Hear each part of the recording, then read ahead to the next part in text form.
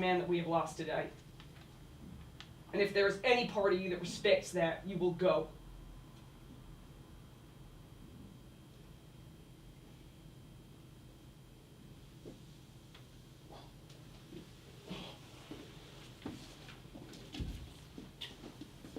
Come on. Come on, let's go.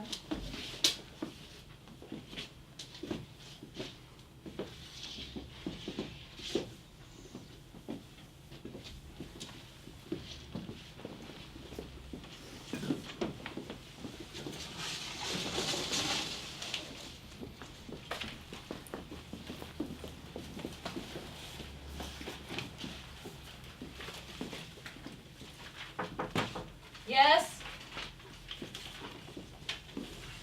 Oh, hello. Are you busy? I'm just packing. Care to help? Not at all. Not at all. You leaving town? For the foreseeable. Brenda's driven me out. Do you Washington? Well remembered. Yes, eventually. But I'm heading east first, Nova Scotia. Canada. That's where my mother lives, right by the sea. Beautiful. Yeah. She moved there when my father got ill. Can you pass me that? So you want to talk about it? First time I ever saw the sea, I really saw it in New York. We were driving up to Gordon's parents' place in Manchester, and we stopped in this place. Rhode Island. Newport? No. Started with an N. Anyway. We did a detour to see the crabbers come in. The boats were riding so low that the fishermen looked at me standing on the water. I remember it made me really lonely to see. Look at that. It's big. The mouth of the infinite. It's beautiful. I didn't write it. Yeah, I haven't been to Rhode Island in years. Used to drive down there, eat foot-long hot dogs on the beach. Do you want that plant? Brenda will only kill it. I don't care about her. Why don't I care about her? No, look, I'm fine. Gordon's probably wondering where I am, so It doesn't it's have fine. to be fine. Well, it kind of does, though, doesn't it? Have you talked to anyone about this? Father Michael's You gone. won't get a counselor. Yes, the search line is going to help, but They're it's not going against to it. address. It's They're not going against to it was address the place the that we underlying stopped. trauma. April, I'm serious. People in this town are suffering, and they're just not talking about it. But he's gone. What are you talking about? My research shows me that early life trauma disposes people to addiction, dependency, depression. Where is this coming from? Father Michael. I'm not talking about Father Michael, I'm talking about me and my child. It is all connected. You, John, this town, everyone is suffering because of what he did. He didn't do anything. Do you know how many opiate abusers I've interviewed since I've come here? No? 23. Do you know how many of those go to church every Sunday? 21. Since they were kids. Do you know how many of them admit to being abused? No. Not one soul. Well, that's good then. No, it's not! Because it's bullshit! Because they're lying to themselves, It's to your me, job to because take they're people at their trying word to and to protect respect the him. scientific Why? When method. people are ill, why? Well, because otherwise it's not about them, it's about you. Did Father Michael abuse Look, John? this is absolutely ridiculous. This not is having exactly the conversation with response I've been getting from everyone. I'm trying to make a difference. I'm trying to help people. I'm trying to help this You're town. trying to be remembered. And you're trying to use people's pain to do that, and you don't care how much it hurts people to talk about it, because you'll be right. Am I wrong? I'm sad. And I'm angry. And I'm bitter. Because Olivia is meant to be the most precious thing in the world to me, and I don't feel anything, and that has nothing to do with an old dead priest.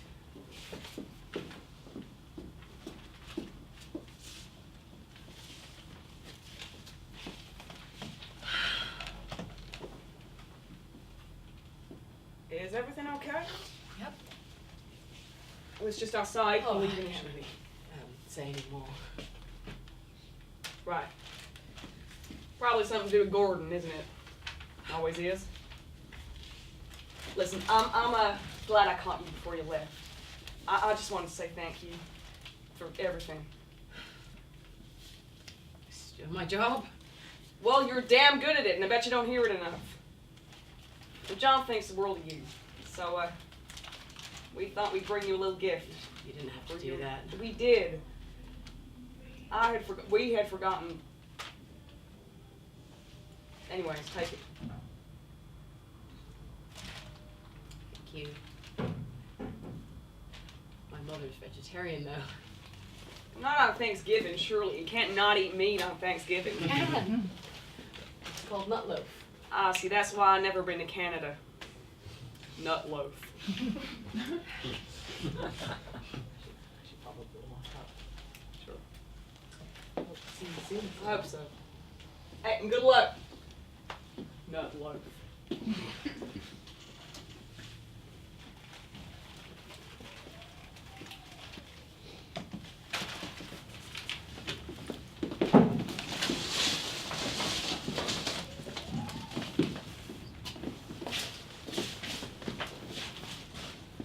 Dear John, I felt like writing you a letter after everything. It's been a while since I last did this, not since college, and I think letters are better at talking about serious things anyway. Maybe because you don't feel like you have to be so kind. I'm writing this at the library with Olivia. She says hi.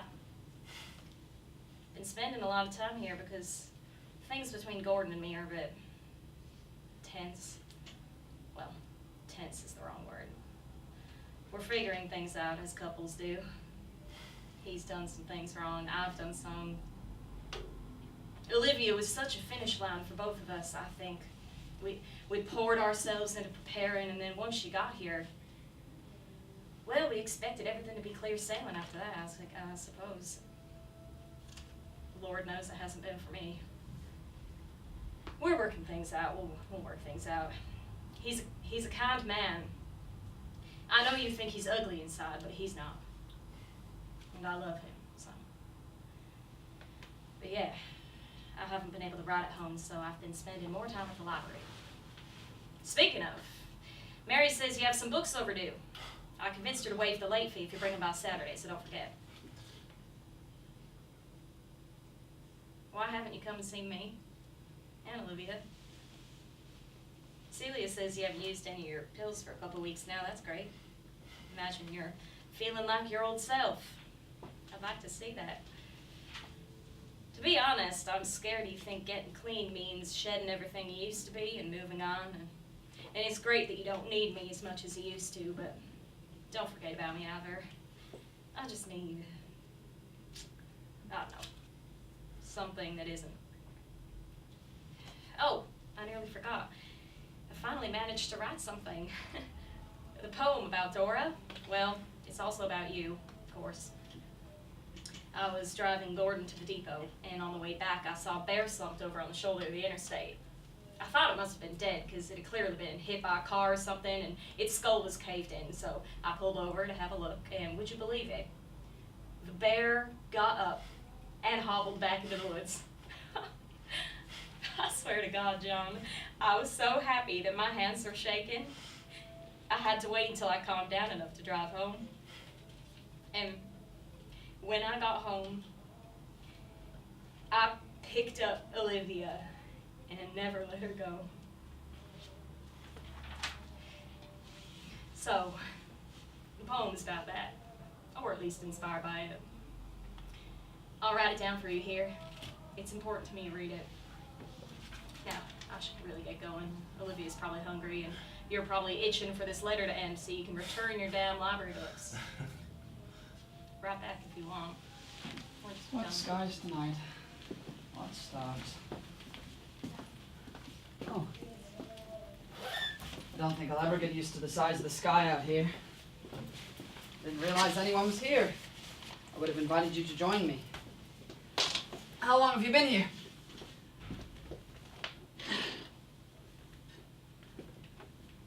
How long you been here? Not long. Hungry? Please. My name's Richard. I'm going to be taking over from Father Michael. May he rest in peace. You're the new father? I am, but you can call me Richard. Your name is John. John. Nice to meet you, John.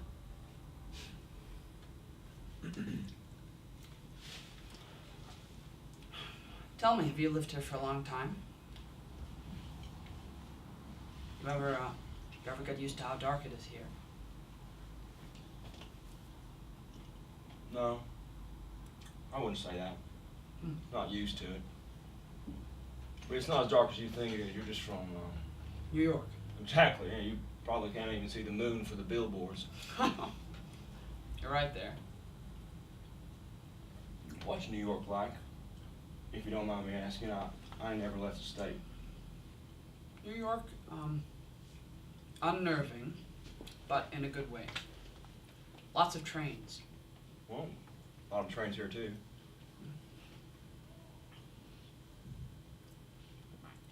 Why are you here, John? Not that I don't want you to be. Only it's 10 p.m. on a Wednesday. Well, I was on, so.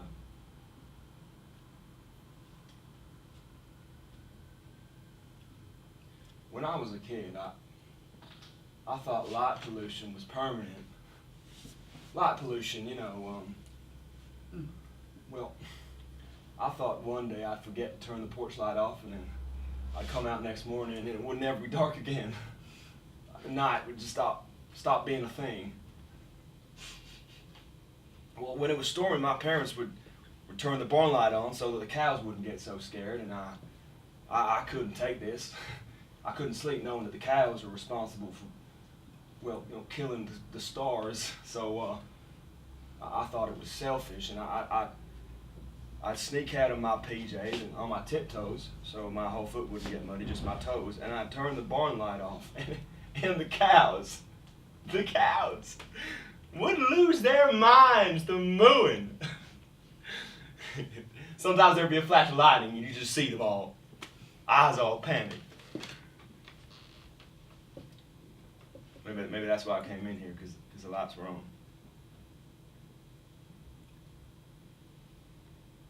I've been sad for a long time, and this seems like a good place to put that to bed.